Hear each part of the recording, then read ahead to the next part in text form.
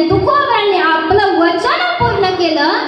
जे वचन दिलं होतं ते वचन पूर्ण केलं. आणि ज्यांच्या जोरावर आता आपण या गाथेवर चिंतन करतोय ना, कारण हा अभंग सुद्धा गाथ्यातला मी ज्या अभंगावर चिंतन करते, म्हणजे चिंतनाला घेतलेला अभंग आहे.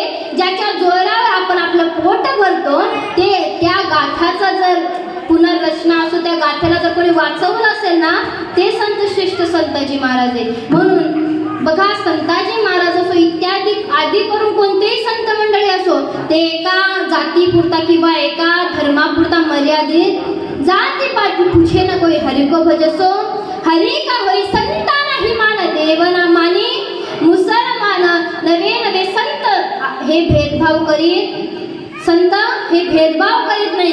हे कोणीही या त्यांच्याकडे, कोणीही या नर या अथवा नारी कोणीही त्यांच्याकडे आले तरी ते त्यांना सांभाळून घेतात, नवे नवे त्यांना या इहलोकामध्ये तारून नेतात. म्हणून तुकोबरांनी शेवटच्या शरणात सांगितलंय की तुका म्हणे माझं धाडीने निर्मम मार्ग हा सोपा, सुखरूप तुमचा मार्ग सुखरूप सुफल करण्याचं काम करण्यासाठी मला भगवंताने पाठवलेलं आहे. तुका म्हणे माझं धाडीने निर्मम मार्ग हा सोपा, सुखरूप नवे नवे वेळ झालेलीच आहे.